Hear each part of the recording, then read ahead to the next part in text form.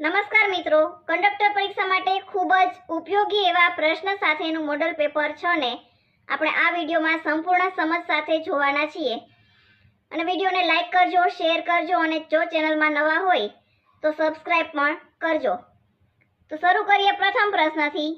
પ્રથમ પ્રશ્ન છે, દાસ કેપિટલ નામનું પુસ્તકના લેખક કોણ છે? દાસ કેપિટલ નામના પુસ્તકના લેખક કોણ છે? દાસ કેપિટલ એ વિશ્વવિખ્યાત અર્થશાસ્ત્રીય અને રાજકીય વિચારધારાનો ગ્રંથ છે જે કાર્લ માર્ક્સ દ્વારા લખવામાં આવ્યો છે.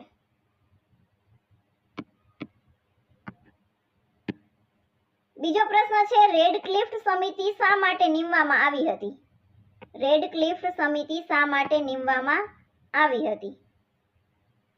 રેડક્લિફ કમિશનની રચના 1947માં ભારતના ભાગલા સમયે કરવામાં આવી હતી. તેના અધ્યક્ષ સર સિરિલ રેડક્લિફ હતા અને આ સમિતિને ભારત અને પાકિસ્તાન વચ્ચેની સરહદ નક્કી કરે છે જેને રેડક્લિફ લાઇન તરીકે ઓળખવામાં આવે છે. તો અહીં જવાબ આવશે ઓપ્શન સી કે ભારત અને પાકિસ્તાન વચ્ચેની સરહદો નિશ્ચિત કરવા માટે.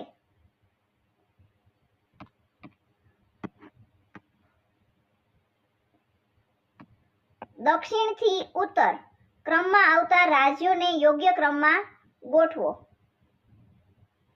ભારતના નકશામાં દક્ષિણથી ઉત્તર તરફ જતા સૌપ્રથમ આવશે તમિલનાડુ, ત્યાર પછી આવશે આંધ્રપ્રદેશ, ત્યારબાદ તેલંગાણા, પછી મધ્યપ્રદેશ, ત્યારબાદ ઉત્તર પ્રદેશ અને અંતે સૌથી આવશે ઉત્તરાખંડ. એટલે અહીં એનો જવાબ થશે ઓપ્શન બી, તમિલનાડુ, આંધ્રપ્રદેશ, તેલંગાણા, મધ્યપ્રદેશ, ઉત્તર પ્રદેશ અને ઉત્તરાખંડ.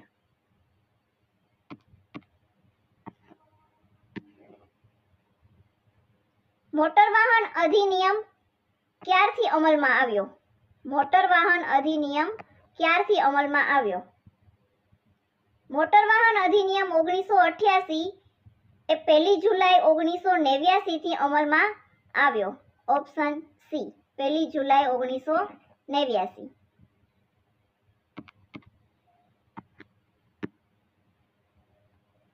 મોટર વાહન અધિનિયમ હેઠળ ટ્રાફિકના નિયમોનું પાલન કરાવવા માટે કોણ જવાબદાર છે?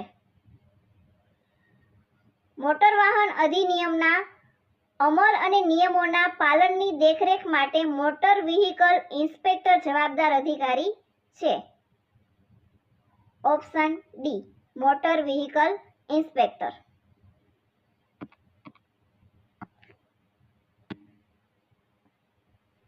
ભારત સરકાર દ્વારા વાહન અને લાયસન્સને લગતી બધી મુખ્ય સેવાઓ કયા કેન્દ્રીય પ્લેટફોર્મ પર લોન્ચ કરવામાં આવેલ છે? વાહન નોંધણી અને ડ્રાઇવિંગ લાયસન્સ સંબંધિત સેવાઓ પરિવહન સેવા પોર્ટલ પર ઉપલબ્ધ છે. પરિવહન સેવા પર.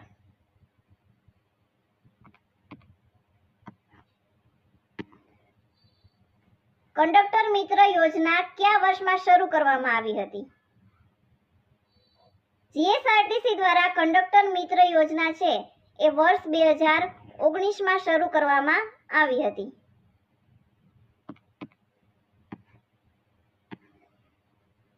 નીચેનામાંથી કયા વાહનોને મહત્તમ અને ન્યૂનતમ ગતિ મર્યાદા એટલે કે સ્પીડ લિમિટમાંથી મુક્તિ આપવામાં આવી છે?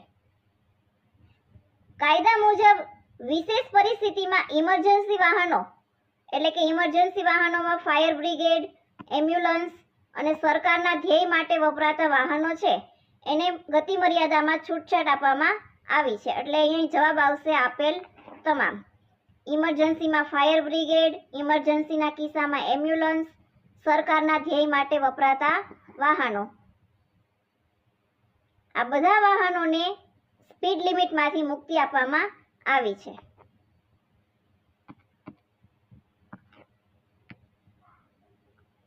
રોડ સેફટીને ધ્યાનમાં લઈ ગુજરાત સરકાર દ્વારા કયા વર્ષે ગુજરાત રોડ સેફટી ઓથોરિટીની સ્થાપના કરવામાં આવેલ છે? ગુજરાત રોડ સેફટી ઓથોરિટીની સ્થાપના 2018માં કરવામાં આવી હતી.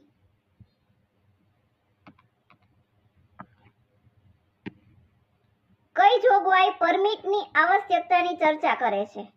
કઈ જોગવાઈમાં પરમિટની આવશ્યકતાની ચર્ચા કરવામાં આવી હતી?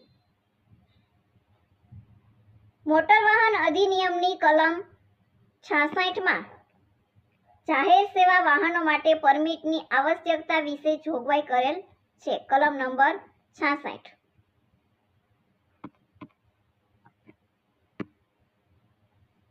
એક પુખ્ત વ્યક્તિની ટિકિટ છે ₹12, તો 2 પુખ્ત અને એક 7 વર્ષનું બાળક એમની કુલ ટિકિટ ભાડું કેટલું થાય છે?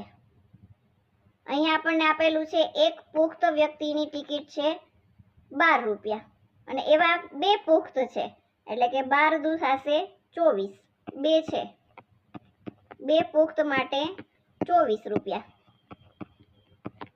તેમની સાથે છે 7 વર્ષનું બાળક. 7 વર્ષના બાળક માટે અડધી ટિકિટ આવશે.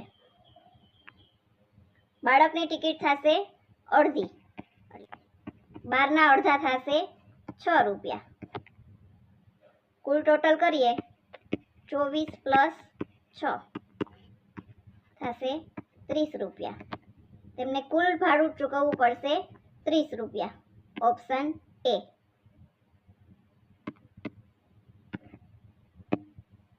આઠ મુસાફરોનું એક ગ્રુપ ₹200 ના ભાવની ટિકિટ ખરીદે છે તો કુલ કેટલી રકમ ચૂકવવી પડે? 8 મુસાફરો છે, તેમનું ગ્રુપ છે અને એમને ₹200 ના ભાવની ટિકિટ ખરીદે છે. એક મુસાફરનું ભાડું છે ₹200, તો એવા મુસાફર છે 8, તો 8 મુસાફર માટે એમના રૂપિયા થશે 8 ગુણ્યા 200, 8 દુ 16, એટલે કે ₹1600 એમને ચૂકવવા પડશે. Option B.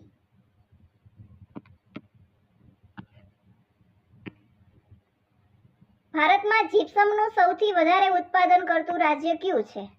ભારતમાં જીપ્સમનું સૌથી વધારે ઉત્પાદન કયા રાજ્યમાં થાય છે? ભારતમાં જીપ્સમનું સૌથી વધુ ઉત્પાદન થાય છે રાજસ્થાન રાજ્યમાં.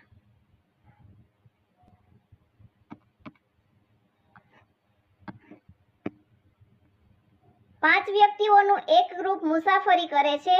જો પ્રતિ ટિકિટ ભાડું ₹25 હોય તો કુલ વસૂલાત કેટલી થાય? 5 વ્યક્તિ છે, એક વ્યક્તિ દીઠ ₹25 છે, તો કુલ વસૂલાત કેટલી કરવી પડશે? એક વ્યક્તિ દીઠ ભાડું છે ₹25, એવા 5 વ્યક્તિ છે, તો 5 ગુણ્યા 25 થશે ₹125.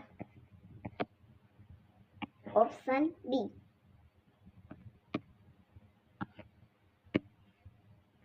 બે પુખ્ત અને બે બાળકો છે, એમાં એક બાળક છે 7 વર્ષનું છે અને એક બાળક છે 10 વર્ષનું છે. માટે જો એક ટિકિટનો ભાવ ₹40 હોય તો કુલ ભાડું કેટલું થાય? બે પુખ્ત વ્યક્તિ છે, બે પુખ્ત માટે આખી ટિકિટ લેવામાં આવશે અને એક ટિકિટનો ભાવ છે ₹40. એવા બે પુખ્ત માટે થશે 2 ગુણ્યા 40 એટલે ₹80. આ પુખ્ત વ્યક્તિ માટે. હવે એની સાથે બે બાળકો છે, 7 વર્ષનું એક બાળક છે ને એક બાળક છે 10 વર્ષનું, તો બંને બાળકોની ટિકિટ અડધી લેવામાં આવશે એટલે કુલ ટિકિટ છે ₹40, એમની અડધી થશે ₹20. એવા બે બાળકો છે, 2 ગુણ્યા 20 એટલે થશે ₹40. ટોટલ કરીએ 40 પ્લસ 80 એટલે થશે ₹120. Option A.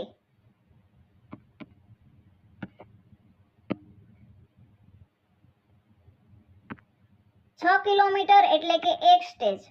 આટલી મુસાફરી માટે ગુર્જર નગરી બસમાં એક વ્યક્તિનું ભાડું છે ₹120.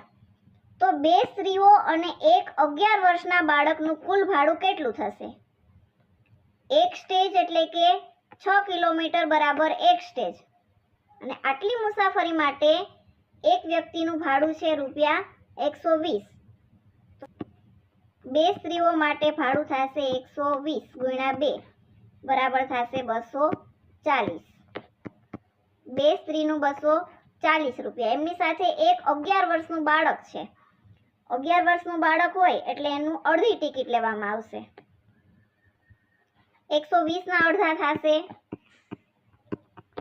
60 રૂપિયા. ટોટલ કરીએ 240 પ્લસ 60, જવાબ આવશે 300 રૂપિયા.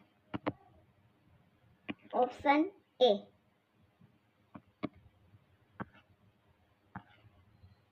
અનિયંત્રિત આંતરછેદ અથવા ચાર રસ્તા પર કોનો અધિકાર છે?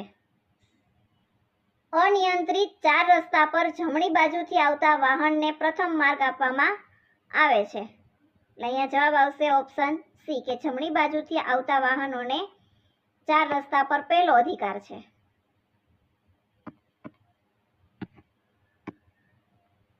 લક્ષદ્વીપ સમૂહ ક્યાં આવેલો છે? લક્ષદ્વીપ એ ભારતનો એક કેન્દ્ર શાસિત પ્રદેશ છે.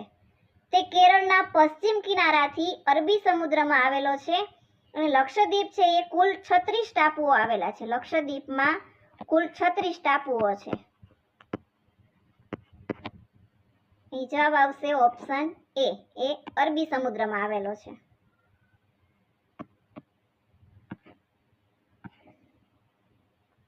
જીએસઆરટીસી બજેટ 2026-27 માં વાહન વ્યવહાર વિભાગ માટે કેટલી જોગવાઈ છે?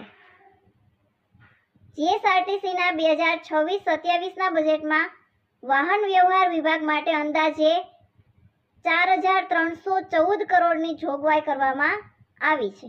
Option A 4314.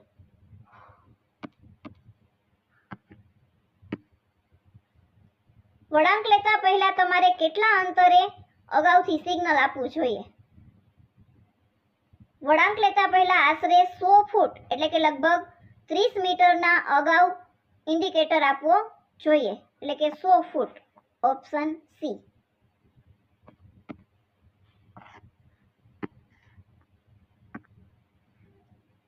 જો એક ટિકિટનો ભાવ ₹60 હોય તો 2 પુખ્ત અને 1 બાળકની ટિકિટનું કુલ ભાડું કેટલું થશે? અહીં 1 બાળક એટલે કે અહીંયા એની વર્ષ આપેલા છે 8 વર્ષ. એક ટિકિટનો ભાવ છે ₹60. એવા 2 પુખ્ત માટે એની ટિકિટ થશે 2 ગુણ્યા 60, એટલા રૂપિયા થશે 120 રૂપિયા. અને એક બાળકની ટિકિટ થશે અડધી. કુલ ટિકિટ છે 60 રૂપિયા, એના અડધા થશે 30 રૂપિયા. ટોટલ કરીએ 120 પ્લસ 30, 150 રૂપિયા. કુલ ભાડું થશે 150 રૂપિયા. Option B.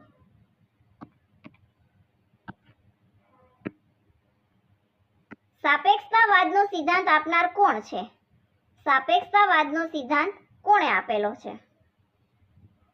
સાપેક્ષતાવાદનો સિદ્ધાંત આપેલો છે મહાન વૈજ્ઞાનિક આલ્બર્ટ આઇન્સ્ટાઈન દ્વારા રજૂ કરવામાં આવેલ છે, એટલે કે આલ્બર્ટ આઇન્સ્ટાઈન દ્વારા. અને એનું પ્રસિદ્ધ સમીકરણ છે E = mc².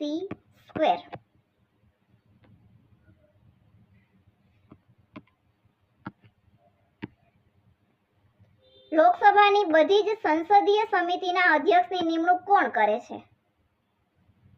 લોકસભાની મોટા ભાગની સંસદીય સમિતિઓના અધ્યક્ષની નિમણૂક લોકસભાના અધ્યક્ષ કરે છે. લોકસભાના અધ્યક્ષ.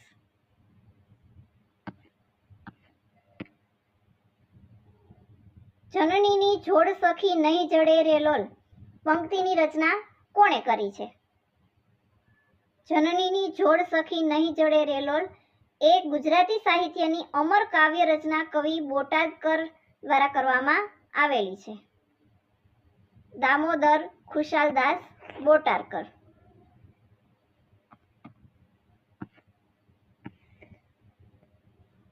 ભારતમાં કયો દિવસ વસંત પંચમી તરીકે ઉજવાય છે?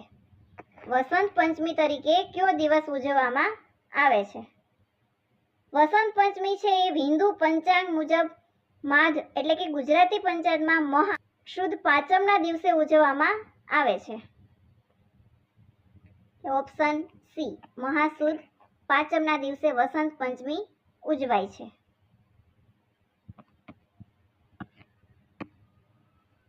પ્રાચીન ભારતીય પરંપરા અનુસાર ભારતમાં વસંત પંચમીને કોની ઉપાસના માટેનો શ્રેષ્ઠ દિવસ માનવામાં આવે છે?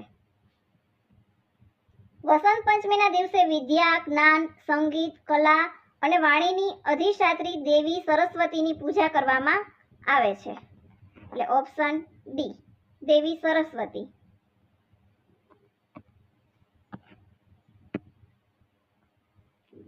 જો PRABA એનો કોડ આપેલો છે 27595 તથા THILAK એનો કોડ આપેલો છે 388451, તો BHARTI એનો કોડ શું થશે તે આપણે મેળવવાનો છે. અહીં આપેલો છે P, એની સાથે આપેલું છે 2, R માં આપેલું છે 7, A માં આપેલું છે 5 અને B સામે 9 અને A સામે 5 આપેલા છે. એવી જ રીતે T સાથે આપેલા છે 3, H ના થશે 8, I માટે 8, L માટે 4, A માટે 5 અને K માટે 1 થશે. આપણે મેળવવાનું છે BHARTI, તો B નો થશે 9, અહીં B માટે થશે 9, H માટે થશે, H નો થશે 8, A માટે થશે 5, R માટે થશે 7,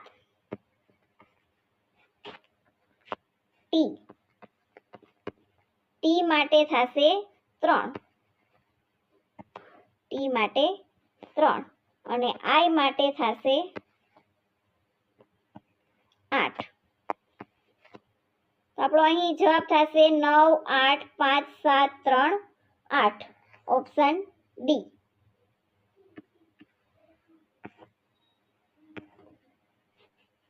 સંકેતોમાં શબ્દોને બદલે ચિત્રાત્મક સંકેતોનો ઉપયોગ શા માટે કરવામાં આવે છે? ભાષાકીય મર્યાદાઓને દૂર કરવા માટે રસ્તાના ચિહ્નોમાં ચિત્રનો ઉપયોગ થાય છે, જેથી કોઈ પણ ભાષા કે દેશનો વ્યક્તિ પણ તેને જોઈને સરળતાથી સમજી શકે. તો એનો જવાબ થશે ઓપ્શન બી, કે આંતરરાષ્ટ્રીય સ્તરે સમજવામાં સરળ રહે તે માટે.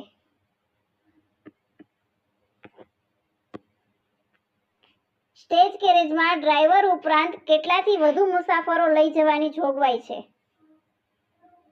મોટર વાહન અધિનિયમ અનુસાર સ્ટેજ કેરેજ એવું વાહન છે કે જે અલગ અલગ સ્ટેજ પરથી અલગ અલગ ભાડું લઈને ડ્રાઈવર સિવાય 6 થી વધુ મુસાફરોને લઈ જવા માટે વાપરવામાં આવે છે.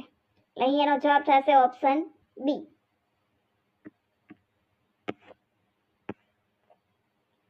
અકસ્માત સ્થળે ભીડ બાબતે શું સૂચન છે? પ્રાથમિક સારવારનો મુખ્ય નિયમ છે કે ઈજાગ્રસ્ત વ્યક્તિને પૂરતો ઓક્સિજન અથવા તો હવા મળે તે માટે આસપાસમાં ભીડ હટાવી દેવી જોઈએ. જવાબ થશે ઓપ્શન બી, ભીડ ઓછી કરી પૂરતી હવા મળે તેવી વ્યવસ્થા કરવી જોઈએ. મોટર વાહન અધિનિયમ મુજબ વાણિજ્યિક વાહનોની નંબર પ્લેટનો રંગ કેવો હોવો જોઈએ? મોટર વાહન અધિનિયમ મુજબ વાણિજ્યિક વાહનોનો નંબર પ્લેટનો રંગ પીળા બેકગ્રાઉન્ડ પર કાળા અક્ષરનો હોવો જોઈએ.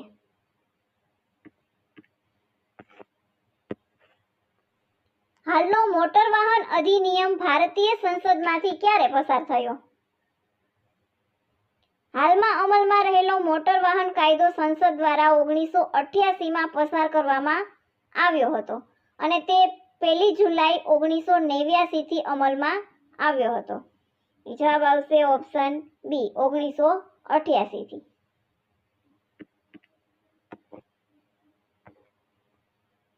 પ્રાથમિક સારવાર આપનાર વ્યક્તિમાં કયા ગુણો હોવા જોઈએ? ઇમરજન્સી પરિસ્થિતિમાં દર્દીનો જીવ બચાવવા માટે પ્રાથમિક સારવાર આપનાર વ્યક્તિમાં જ્ઞાન, તાલીમની સાથે સાથે તાત્કાલિક નિર્ણય લેવાની ક્ષમતા અને ધીરજ અને હિંમત ખૂબ જ જરૂરી છે. તો અહીં જવાબ થશે ઓપ્શન સી, કે યોગ્ય તાલીમ હોવી જોઈએ, સારી અવલોકન શક્તિ હોવી જોઈએ અને ધીરજ અને હિંમત પણ હોવી જોઈએ. વિશ્વ આરોગ્ય સંસ્થા એટલે કે WHO અકસ્માતને કેવી રીતે વ્યાખ્યાયિત કરે છે? WHO ની વ્યાખ્યા મુજબ અકસ્માત એ એક એવી અણધારી કે અચાનક બનતી ઘટના છે જેનાથી શારીરિક ઈજા કે નુકસાન થાય છે. જવાબ આવશે ઓપ્શન બી કે સમજાય તેવી ઈજા પહોંચાડનાર અણધાર્યો બનાવ છે. કેટલા લીટરે 1 ઘન મીટર થાય? 1 ઘન મીટર બરાબર 1000 લીટર. Option C. 30 સંતરા અને 75 સફરજનની કુલ ખરીદ કિંમત રૂપિયા 510 છે. એક સફરજનની સરેરાશ ખરીદ કિંમત રૂપિયા 2 હોય તો એક સંતરાની સરેરાશ કિંમત કેટલી થશે? એક સંતરાની સરેરાશ કિંમત મેળવવાની છે. અહીં સફરજનની સરેરાશ કિંમત આપેલી છે રૂપિયા 2. એવા સફરજનની સંખ્યા છે 75, તો એની સફરજનની કુલ કિંમત થશે સફરજનની કુલ કિંમત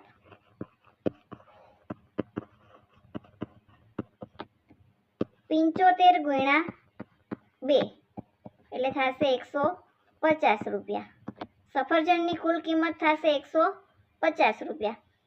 એવી જ રીતે 30 સંતરાની કુલ કિંમત આપણે અહીં મેળવવાનું છે. 30 સંતરાની કુલ સરેરાશ કિંમત મેળવવાની છે. અહીં કુલ ખરીદ કિંમત છે 510 રૂપિયા.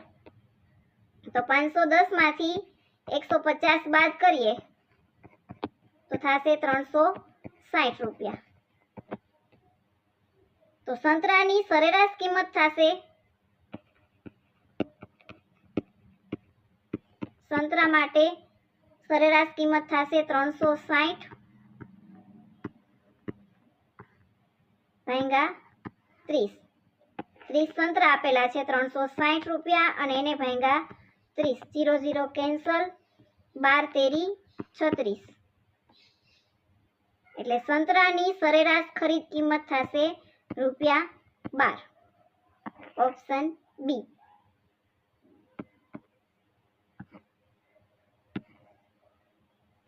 જો A/B બરાબર 3/4 હોય અને B/C બરાબર 6/5 હોય તો A/C બરાબર કેટલા થશે એ આપણે મેળવવાનું છે.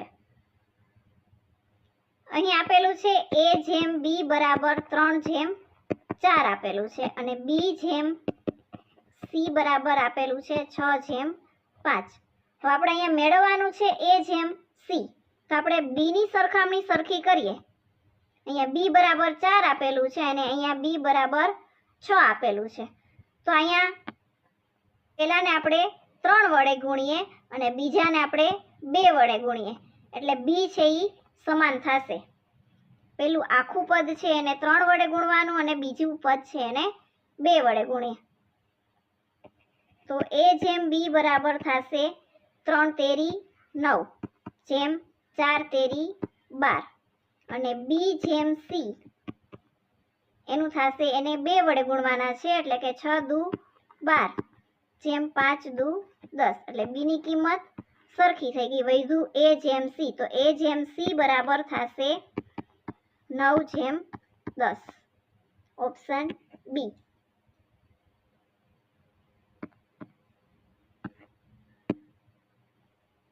બે પાઇપ A અને B અનુક્રમે 10 કલાક અને 15 કલાકમાં ટાંકી ભરી શકે છે. તો બંને પાઇપ એક સાથે ચાલુ કરવામાં આવે તો ટાંકી ભરવા માટે કેટલો સમય લાગશે?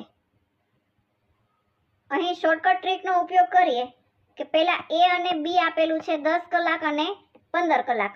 તો સમય આપણે મેળવવાનો છે. તો સમય બરાબર ઉપર આવશે 2 નો ગુણાકાર A ગુણ્યા B અને નીચે છેદમાં આવશે બંનેનો સરવાળો. A ગુણ્યા B 10 કલાક અને 15 કલાક બંનેનો ઉપર આવશે ગુણાકાર અને છેદમાં આવશે બંનેનો સરવાળો. 10 ગુણ્યા 15 એટલે થશે 150. 10 પ્લસ 15 એટલે થશે 25. 25 છક 150 એટલે જવાબ આવશે 6 કલાક. બંને પાઇપ એક સાથે ચાલુ કરવામાં આવે તો ટાંકી ભરવા માટે 6 કલાકનો સમય લેશે. Option B.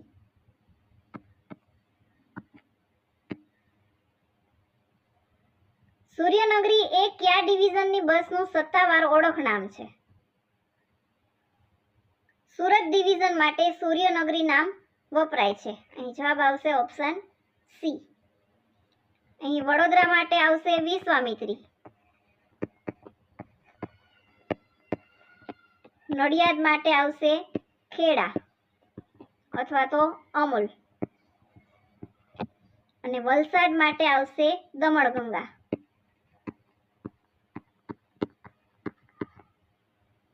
અને અહીં સૂર્યનગરી એના માટે આવશે સુરત.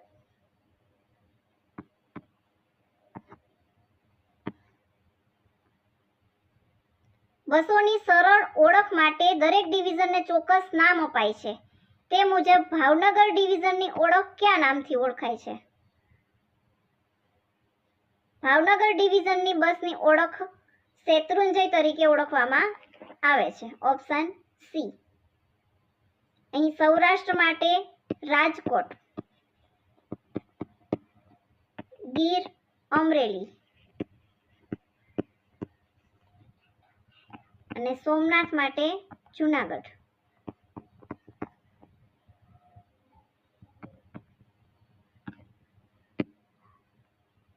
જીએસઆરટીસીની સ્થાપના સમયે એટલે કે 1 મે 1960માં કુલ કેટલા ડેપો કાર્યરત હતા? જીએસઆરટીસીની સ્થાપના 1 મે 1960ના રોજ થઈ ત્યારે 7 ડિવિઝન અને 76 ડેપો અને 125 બસ સ્ટેશન હતા. એટલે અહીં એનો જવાબ આવશે 76 ડેપો કાર્યરત હતા.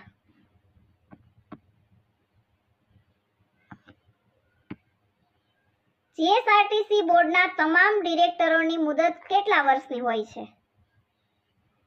જીએસઆરટીસી નિગમના તમામ ડિરેક્ટરો એટલે કે સંચાલનોની મુદત હોય છે 3 વર્ષની રાખવામાં આવી છે.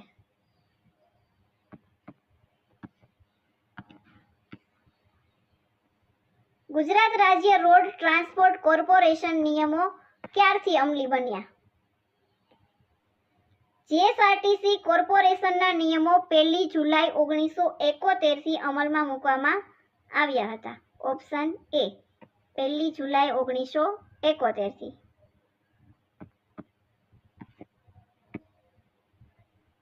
એસટીના કયા વર્ગના કર્મચારીઓને બોનસ ચૂકવાય છે?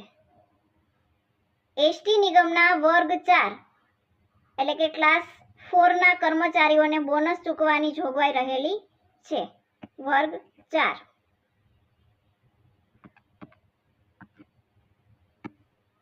ચા પાણી કયો સમાસ છે? જે સમાસમાં બંને પદો સમાન કે સરખા મહત્વના હોય તેમનો વિગ્રહ અને કે અથવા જેવા સંયોજક વડે થતો હોય તેને દ્વંદ્વ સમાસ કહે છે. અહીં આપેલું છે ચા પાણી, તો એમને કહી શકાય કે ચા અને પાણી, તો તેથી એમનો સમાસ થશે દ્વંદ્વ સમાસ.